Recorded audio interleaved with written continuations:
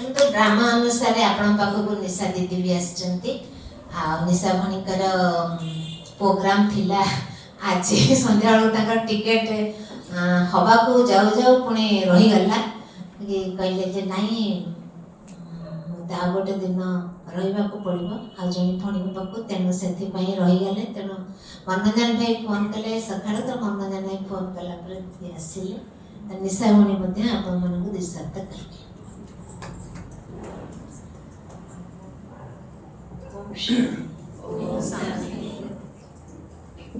आपने तो अनुभव सुना ना। और दुनिया में भी देखो अपने जो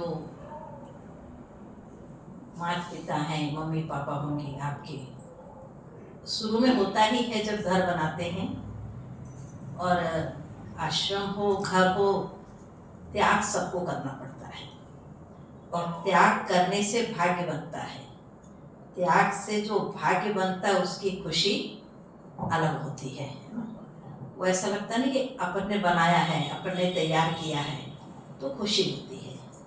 उसी तरह दादियों ने भी त्याग किया है, बहनों ने भी त्याग किया है। समय बदलता जाता है दुनिया में भी और ज्ञान में भी, है ना। अब पहले जो सुविधाएं नहीं थी वो आज मिलने लगी हैं। मैं भी पहले चंद्रशेखरपुर आई थी, मुझे अभी बैठे बैठे याद आया कि जब कहा ना कि मैंने संतोष भाई को कोर्स दिया था, शायद मैं शिविर कराने आई थी। उस शिविर में या कोर्स जो भी कारण से यहाँ आई थी उसमें एक संतोष भाई ही निकला था। अब बहुत साल हो गए थे इसलिए मैं थोड़ी पहचान नहीं पाई थी, अभी मुझे याद है। और अब मेरे को एक खुशी हो रही है कि उसका एक फल, एक पौधा जो पेड़ बन गया और आज तक है। तो देखो जो भी चीज अपन अपनाते हैं, बाबा ने दो चीज कही, संगीता बहन ने सुना है ना, ज्ञान और योग। योग के लिए जगह चाहिए। आपने देखा है चित्रों में योग की तपस्या कहाँ बैठकर कर रहे हैं, बताइए। प्रदर्शनी में योग तपस्या कहाँ कर रहे हैं? कल्प वृक्ष के नीचे, ब्रह्मा बाबा के साथ। कहाँ? जड़ में। जड़ में बैठे ना। और जड़ की जो विशेषता होती है वो हमारी लाइफ में होनी चाहिए। देखो जड़ हमेशा गुप्त रहती है, तो हमारा भी जो ज्ञान है, योग है, तपस्या है, वो गुप्त मेहनत है। अगर उस गुप्त मेहनत में कोई भी कारणवश हमें लगा कि हमें कोई नाम चाहिए, मान चाहिए, जड़ देखो जब जितनी गहरी होगी ना अंदर उतना पेड़ मजबूत होता है। उसी तरह हमारा गुप्त पुरुषार्थ जितना होता है उतनी हमारी ज्ञान की इमारत बहुत मजबूत होगी। बाबा ने कहा है ना कि ज्ञान का फल, सेवा का फल जरूर मिलता है, लेकिन आप उस फल को स्वीकार मत करो। हर रूप से मिलेगा, आर्थिक रूप से, खुशी के रूप में, हर रूप से मिलता है, लेकिन आप त्याग का भी त्याग करो। क्योंकि अगर जड़ को बाहर की हवा लग गई तो कितना भी बड़ा पेड़ हो वो सूख जाता है। आज की मुरली में तो था ही बाबा का ये धारणा की मुरली थी ना कि माया तो तैयार बैठी है और माया जैसे ही प्रवेश करती नहीं है, लेकिन आप जब थोड़ा सा भी अलबेले होते हो किस चीज में, आज की मुरली के अनुसार आपका लिंक अगर जरा सा भी टूटा, लिंक टूटा, देखो लाइट का लिंक जरा सा टूट जाए अभी तो अंधेरा हो जाएगा, पानी सप्लाई बंद हो जाएगी, रोशनी भी नहीं रहेगी, ट्रेन भी नहीं चलेगी, लिंक टूटा।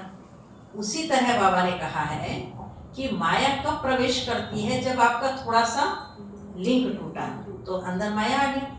और अगर हमने अटेंशन नहीं दिया, ध्यान नहीं दिया, तो धीरे धीरे जड़ में बैठ जाएगी हमारे अंदर अलबेलापन आ जाएगा। ये था आज की मुरली का मेन सार था।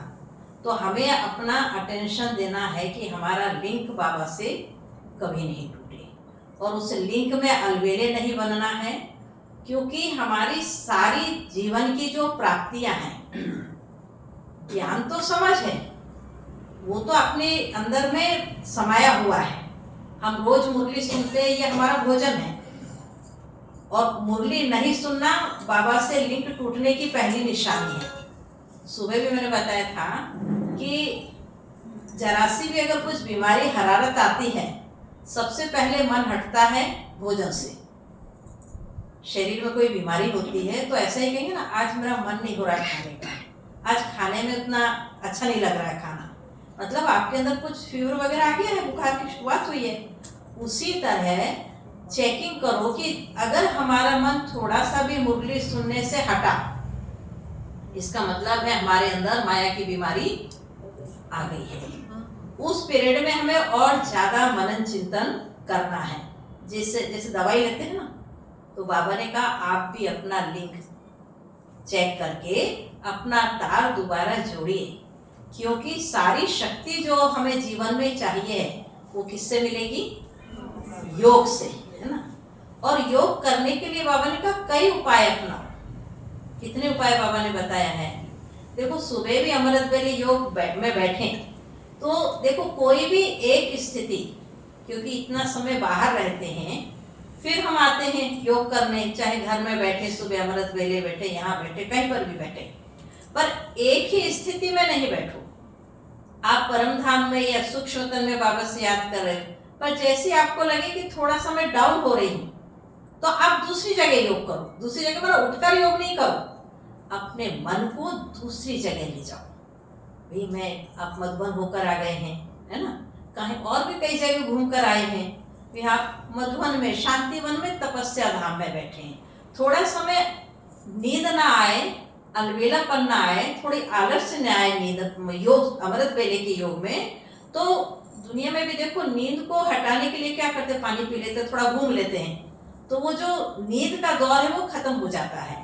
उसी तरह क्या है कि जब योग करते हैं और योग में थोड़ा से भी आपको लगे कि हम थोड़ा नीचे आ गए हैं, तो क्या करो, विभिन्न जगह चले जाओ। कभी बाबा की झोपड़ी में, अपने आप को बाबा की झोपड़ी में, भले आप कमरे में बैठे हो, लेकिन आप अपने आप को बाबा की झोपड़ी में उपस्थित करो कि मैं वहां बैठकर बाबा से दृष्टि ले रही हूँ, और उस रूप से फिर बाबा को याद करो। उसके बाद आप शांति स्तंभ चले जाओ।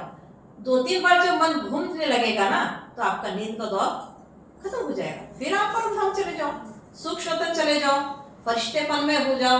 बाबा जो कहता है ना कि आप अंतर्वाक शरीर से घूमिए और दुनिया को, भक्तों को दर्शन दीजिए, तो उससे क्या होगा कि आपकी लिंक टूटेगी नहीं। और बाबा ने कहा है अमृत वेले बाबा फ्री है। देखो, कोई व्यक्ति फ्री होता है, फ्री टाइम में आप जाएंगे तो व्यक्ति अच्छे से मिलता है ना। अब ये तो भगवान है, सुबह अमृत वेले से बहुत काम है बाबा को। बाबा कहते 4 बजे तो भक्तों का भी उठना शुरू हो जाता है। फिर भी बाबा ने हम बच्चों के लिए टाइम रखा है कि बच्चे योग करेंगे 4 बजे। अगर 4 बजे से पहले उठते हैं तो बाबा फ्री है, आपकी फरियाद, आपकी समस्या सब सुनने के लिए बाबा राजी है। परंतु हम बाबा को जब समस्या सुनाएं, समाधान तो बाबा ही देंगे ना, हम समाधान नहीं कर सकते हैं। समाधान करने की युक्ति, समाधान करने की शक्ति बाबा ही देते हैं। और बाबा ने वो टाइम दिया है, कौन सा? अमृत वेले का, कि अमृत वेले अपना लिंक बाबा से जोड़कर बाबा को प्यार से बुलाइए। प्यार में तो देखो मनुष्य क्या क्या परिस्थितियां सह जाते हैं, और हमारा सबसे प्यारा कौन है? बाबा है ना। और देखो, जिससे प्यार होता है ना, दुनिया में भी जिससे प्यार होता है तो वो एक दूसरे की बातें बहुत सुनते हैं। वो तो कहेंगे चलो भाई, दोनों बहुत तंग करे तो हम दोनों मरने के लिए तैयार हो जाते हैं, दोनों मर भी जाते हैं। तो हमारा जब परमात्मा से प्यार है तो हमें तो मरने के लिए बाबा ने कहा ही नहीं है। बाबा ने तो कहा बहुत प्यार से। तो जब भी बाबा के पास हो तो बाबा को पहले समस्या सुना, फिर समस्या के बारे में मत सोचना। मीठे बाबा, प्यारे बाबा, मेरी ये समस्या है, आप आकर इसका समाधान करो। फिर बाबा अपने समय पर आपका समाधान देगा। पर देगा कब? जब हमारी बुद्धि की लिंक बाबा से जुड़ी होगी। और सुबह उठेंगे तब बाबा फ्री है, तो आपकी समस्या का समाधान बाबा बुद्धि में टच करेगा। आप ट्रायल करके देखना। और ये चीजें हमारी बनी रहे, ये इसका फाउंडेशन है। हमें कुछ ना कुछ सेवा जरूर करनी पड़ेगी। बाबा ने कहा मनसा वाचा कर्मणा, किसी भी रीति से संबंध संपर्क में कोई नहीं है आपके पास, हम ज्ञान नहीं सुना सकते हैं, तो आप मनसा सेवा कर लो। मनसा सेवा में किसी को भी इमर्ज कर लो, किसी भी एरिया को इमर्ज कर लो। आप बाबा के साथ घूमकर उस एरिया में दृष्टि दो, क्योंकि सेवा का फल वो हमारे योग में मदद करेगा। पर सेवा की रिजल्ट नहीं सोचना कि 10 को ज्ञान सुना है, एक भी नहीं है, हताश नहीं होना है।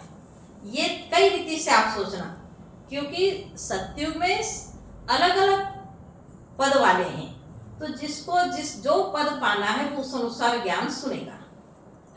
हम तो उसको लक्ष्मीनारायण बनने के हिसाब से ज्ञान देंगे, फिर पर उसका पुरुषार्थ है वो कि वो कौन से पद के लायक पुरुषार्थ करेगा। और अगर नहीं होगा सतयुग का तो बाबा ने को आपकी बातें सुनकर अनसुना कर देगा। परंतु सेवा करने वाले बच्चों को दिल शिकस्त नहीं होना है। अगर हम दिल शिकस्त हो गए तो जो की हुई सेवा है वो भी हमारी समाप्त हो जाएगी। तो आज बाबा ने कहा था कि जो कर्म आप करेंगे इतना अटेंशन से कि पहले आपको उसकी जो आप सुनाना चाहते हैं पहले उसकी धारणा आपको स्वयं में करना चाहिए। तो हमारा मेन फाउंडेशन क्या है? पवित्रता का है। इसलिए पवित्रता को अपनाकर पवित्रता की धारणा से ही फिर योग में सहयोग मिलता है, और पवित्रता की धारणा से योग में सहयोग मिलेगा और अपने ज्ञान में अपनी वाणी में पावर आएगी। शब्द कम सफलता ज्यादा। पर अगर अपन धारणा नहीं कर पाएंगे या ताकत नहीं होगी तो शब्द ज्यादा सफलता कम हो जाएगी। तो बाबा ने ये समझाया है कि अलग अलग जगह, परंतु अपनी सेवा के रिजल्ट में कभी भी नाम मान शान ये हमें मिले। बाबा तो दिलाएंगे, लेकिन अपने को अपने मन में कभी नहीं सोचना है कि मुझे ये चीजें मैं बहुत कर रही हूँ इसलिए मुझे थोड़ा मान मिलना चाहिए, मैं बहुत सेवा कर रही हूँ तो थोड़ा 2-4 लोगों के बीच में या क्लास में नाम लेना चाहिए, या मैं बहुत सहयोग कर रही हूँ तो थोड़ा सा दिखना चाहिए। अगर ये चीजें जरा से भी आई इसका मतलब है जड़ को हवा लगना शुरू हो गया, और जड़ में हवा लगी तो पेड़ सूख जाएगा। तो हमारा पेड़ क्या है?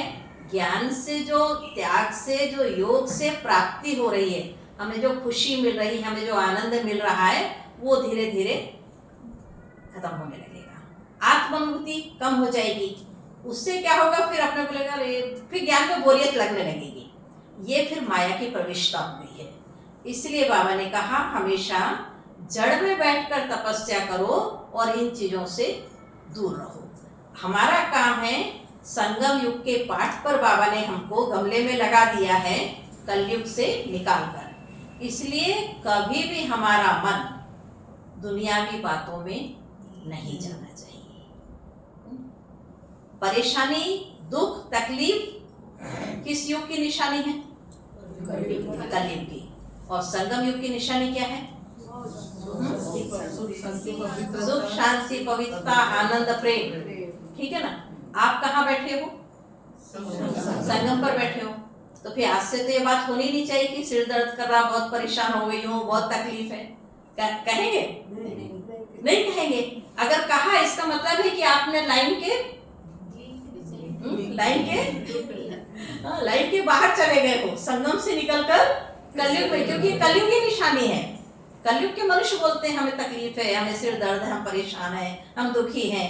ज्ञानी तो बोल ही नहीं सकता है, क्योंकि बाबा ने खुद कहा है कि मैंने आपको कलयुग से निकालकर संगम युगी पाठ पर लगा दिया है। संगम युगी गमले में कलम लगा दी है। तो वहां से तुम हट गए। दूसरा, या फिर बाबा ये कहता है कि बच्चे तुम्हारा ये मर्जीवा जन्म है, आप कलयुग से तो मर गए हो, आप कहाँ पर पैदा हुए हो? संगम पर। तो जिस जन्म में पैदा हुए हैं वो गुण, वो शक्ति हमारे अंदर होना चाहिए। इसलिए जब भी कोई टेंशन आए ना तो क्या समझना, क्या समझेंगे? क्या समझेंगे कि हम कलयुग में जा रहे हैं तो तुरंत अपने को संभालना है कि नहीं, हमारा जो लाइन के बाहर हमारा पैर, हमारा मन, हमारी बुद्धि जा रही है, इसलिए वहां का प्रभाव पड़ रहा है। देखो एसी के अंदर बैठे हैं, दरवाजा खोल के बाहर जाएगी तब ना गर्मी लगेगी, खोलेंगे ही नहीं दरवाजा तो ठंडक रहेगी। उसी तरह क्या है, जो ऐसी अनुभूति हो तो तुरंत चेक करो, आप कोई ना कोई माया की चीज आपके अंदर आई है जो आपको कलयुग की अनुभूति करा रही है। तो बाबा ने कहा चेकिंग करने से तो चेंज आएगा, चेकिंग ही नहीं करेंगे तो अपने आप को चेंज कैसे कर पाएंगे। तो ये एक अपने लिए लेसन है, ये पढ़ाई है खुद को पढ़ाने के लिए, जो बाबा बार बार कहते हैं कि चेक करो और चेंज करो। तो इन बातों को चेक करना, चेक से ये नहीं करना है कि मैं 1 घंटा सुबह योग में बैठी हूँ, मैं शाम को 1-2 घंटा योग में बैठी हूँ और सारा दिन आप परेशान हो, तो योग हुआ क्या? नहीं हुआ है। इसलिए योग से जो प्राप्ति है, योग जो कर रहे हैं, जो गुण शक्तियां हैं, उसकी अनुभूति आपको होनी चाहिए। क्योंकि अनुभव बाबा ने कहा एक ऐसी चीज है जो आपको कभी भी हटा नहीं सकती। मैं कहूँगी योग से बहुत खुशी मिलती है, पर आपको मिल ही नहीं रही तो आप उसमें स्ट्रांग कैसे होंगे, है ना? तो सर्वशक्तिवान सर्व गुणों से संपन्न कौन है? बाबा, है ना? आपको जिस चीज की आवश्यकता हो उस चीज को सामने रखो और बाबा से लिंक जोड़ो। वो बाबा जो देगा ना, वो कौन है? सागर है। आप जितना भी चाहो उसमें संपन्न बन सकते हो। उसकी अनुभूति को प्रैक्टिकल में लाएंगे तो माया का कोई भी बार हमको हिला नहीं सकता है। इतनी पहले खुद को चेक करना पड़ेगा, फिर हमारे को क्या क्या आवश्यकता है। घर में ऐसे ही करते हैं जब मार्केट जाते हैं, क्या क्या सामान खरीदना है। तो आप भी रात को चेक कर लो सुबह बाबा से क्या क्या लेना है। रात को लिस्ट निकाल ही नहीं, सुबह बैठ जाएंगे मैं आत्मा बाबा शांति का सागर, ऐसे नहीं, फिर तो निरस हो जाएगा। बाबा ने कहा शुरुआत ही करनी चाहिए, आनंद का सागर है, उसमें प्यार है, सुख है, शांति है, तीनों समाई हुई रहती है। तो रात को ही सोच लो, पहले योग करो, फिर बाबा को अपनी बातें सुनाओ और फिर उससे उस चीज की प्राप्ति करो। और प्राप्ति का स्टॉक भी जमा करना पड़ेगा। हम ईश्वरी परिवार के हैं, बाबा ने कहा ना तुम्हारा ईश्वरी परिवार है। कहाँ कहाँ से नए निकलते हैं, फिर ऐड हो जाते हैं। इसीलिए तो प्रदर्शनी भाषण करते हैं ना, अपने भाई बहन बढ़ाने के लिए। हमारा जो ईश्वरी परिवार है कहाँ कहाँ बैठा है उसको इकट्ठा करने के लिए, तो वो भी सेवा हमको करनी पड़ेगी। क्योंकि जैसे घर में भी कोई नया बच्चा आता है तो उसको कितनी सेवा करनी पड़ती है। उसी तरह आप जिसके लिए भी योग कर रहे हैं और वो ज्ञान में आ जाता है तो आप उसको योगदान भी देना पड़ेगा। तो कुछ नहीं कर सकते हैं तो प्रदर्शनी में भी नहीं समझा सकते, लेकिन प्रदर्शनी के लिए योगदान तो दे सकते हैं ना। ये सारे काम कब होते हैं? अमृत बेला। सारे टाइम बिजी हैं लेकिन अमृत बेला में हम फ्री हैं। तो अलग अलग कारण से, अलग अलग पोजीशन से, अलग अलग जगह पर अपने आप को प्रेजेंट करके, अपने आप को उस जगह पर उपस्थित करके, जिससे हमें नींद भी नहीं आएगी और बाबा से सर्व संबंधों की अनुभूति करना है। जिस संबंध में आप चेक करना, जिस संबंध में आपको लगता है मैं कमजोर हूं या किस संबंध के कारण आप परेशान हो। समझो बेटे से परेशान हो, आप बाबा को बेटा बनाइए, वो बेटा आपके सारे बेटों को सुधार देगा। उसके लिए कि बाबा मेरे बेटे को सुधार दो, नहीं। आपको बेटे से तकलीफ है या बेटे के संबंध की कमी है, वो संबंध आप बाबा से जोड़ो, तो बाबा उस संबंध की अनुभूति कराएगा। आपको माँ रूप का संबंध चाहिए, आप माँ का प्यार चाहिए, आप बाबा को माँ रूप से याद करो। भक्ति में यही कहा ना, तुम ही हो माता पिता, तुम ही हो बंधु सखा, तुम ही हो। तो सबसे प्यारा संबंध होता है दुनिया में दोस्त, सखा। उससे खुल के बात कर सकते हैं, उसको खुल के अपनी समस्याएं सुना सकते हैं। तो बाबा को दोस्त के रूप में ले लो, मित्र के रूप में ले लो, सखा के रूप में ले लो। बाबा मुरली में हमेशा कहते हैं कि तुम मेरी गोप गोपियां हो। गोप गोपियां मतलब हमारा प्यार का संबंध बाबा से है। और जब हमारा प्यार का संबंध है तो हमको मुरलीधर की मुरली बहुत प्यारी होनी चाहिए। तो चारों सब्जेक्ट से मुरली को ध्यान से पढ़कर चारों सब्जेक्ट में डिवाइड कर दो, ज्ञान योग धारणा सेवा, और उसमें फिर देखो कौन सी चीज में मेरी कमी है, और उस कमी को फिर लक्ष्य लेकर बैठोगे। तो लक्ष्य भी बाबा ने कहा है, जब दृढ़ता रखोगे तब आपका लक्ष्य सफल होगा। हमेशा क्या होता है, जब बैठते हैं ना तो शुरू में अनुभूति नहीं होती है। क्यों? क्योंकि हम भी उस लेवल के उसके लायक बनेंगे ना धीरे धीरे। योग करते करते जैसे हम बाबा समान बनने लगते हैं, तब फिर बाबा अपने सब चीजों की अनुभूति कराता है। शुरू में जब हम योग में बैठते हैं तो हम वातावरण क्रिएट करते हैं, वायुमंडल को बनाते हैं, फिर हम थोड़ा ऊपर उठे फिर उस वायुमंडल को बनाते हैं। ऐसे करते करते सूक्ष्म वतन और फिर परम धाम का अनुभव होता है। तो बाबा ने हमेशा क्या कहा, एकाग्रता और एकांत से में योग अच्छा लगता है। तो अगर हमारा मन कहीं है और बुद्धि कहीं है तो एकाग्रता कैसे होगी? तो हमारी मन बुद्धि चित्त संस्कार सब एक ही लाइन में हो, फिर हम एकांत में अर्थात हम परम धाम जाकर योग कर सकते हैं। अपनी आत्मा को बाबा के सामने प्रेजेंट करो। आप सूर्य से ये नहीं बोलते मुझे गर्मी दो, आप सूरज के सामने खड़े हो जाओ, अपने आप गर्मी लगेगी। तो आप अपने आप को लायक बनाकर सिर्फ परम धाम में शिव बाबा के सामने अपनी आत्मा को प्रेजेंट होना, फिर बाबा तो आपको अपने आप ही भरपूर कर देगा।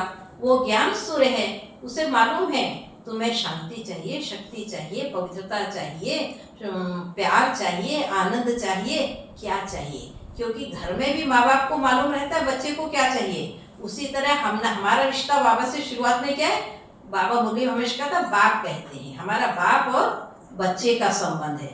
तो बाबा की पूरी प्रॉपर्टी पर हमारा अधिकार है। तो अधिकार से हम बाबा के पास जाए, मांगना नहीं है।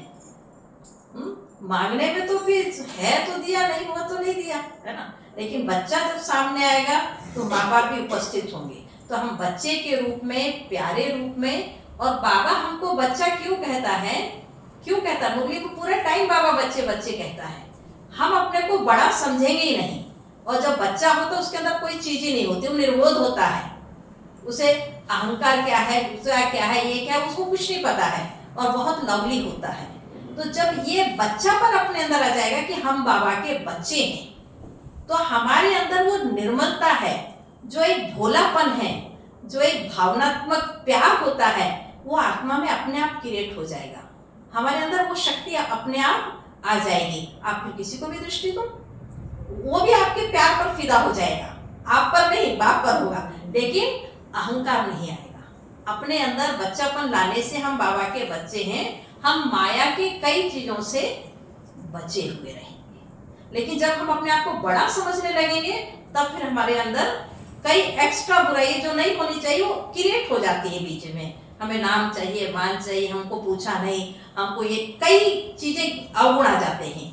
इसलिए बाबा मुरली में हमेशा कहता है बच्चे बच्चे, और बच्चे बन के जब रहेंगे तो बाबा की जिम्मेवारी हो जाएगी कि हमको हमारी हर बात को जो हमें आवश्यक है उसको पूरा करना। इसलिए बाबा कहता है ज्ञान है तो बहुत सरल, इसलिए सरल है, हम उसको थोड़ा सा भी प्रैक्टिकल अपना लेंगे तो सरल है। पर अगर हम उसको प्रैक्टिकल में नहीं शुरुआत करेंगे तो ज्ञान बड़ा कठिन है, धारणा बड़ी कठिन लगती है। इसलिए हर चीज अपनाने के लिए अपने को बेहद बाप का बच्चा समझे, है ना। और बच्चा समझने के लिए छोटा तो बनना पड़ेगा ना। किसी को नहीं देखना है, बाबा को देखना है और अपने को देखना है। बाबा ने कहा है अपने बच्चा बनने से अपने अंदर कोई भेद नहीं आएगा, क्योंकि भेद आने से मैं आपको पसंद नहीं कर रही, आप मेरे को नहीं पसंद कर रहे, तो क्या आ जाएगा, नफरत आ जाएगी, ठीक है ना। पर आप मेरे को बहुत पसंद कर रहे हैं और मैं आपको बहुत पसंद कर रही, तो क्या आ जाएगा, लगाव हो जाएगा, लगाव हो जाएगा ना। हम किसी के, बाबा ने एक मुरली में कहा था गुण मेरे अंदर कम नहीं है। बाबा क्या है, गुणों का सागर है।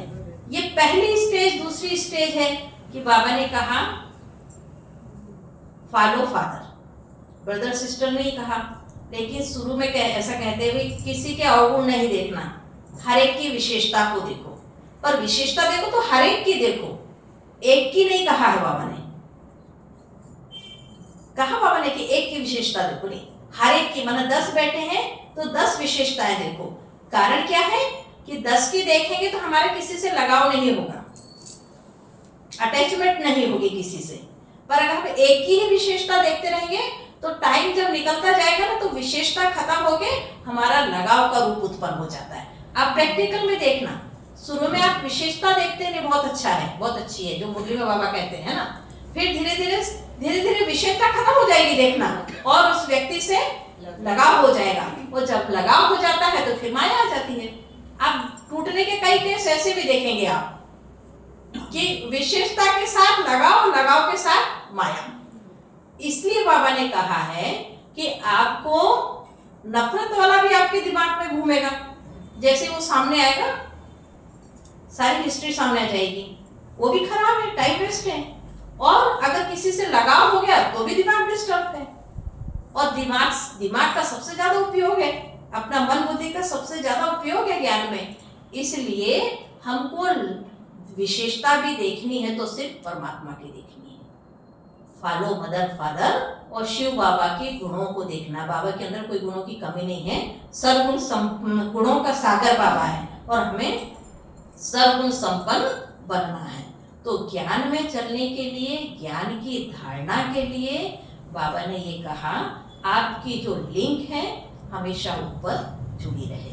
जैसे इलेक्ट्रिक ट्रेन चलती है ना, बस एक थोड़ा ऊपर टच होती रहती है और कितना दूर का लंबा सफर तय करती है। उसी तरह अपने भी ये संगम युगी जो जीवन है, इसको खुशी खुशी आगे बढ़ने के लिए आप सिर्फ ऊपर टच होते रहिए और अपने जीवन को ज्ञान योग धारणा सेवा में आगे बढ़ाते रहिए। खुश।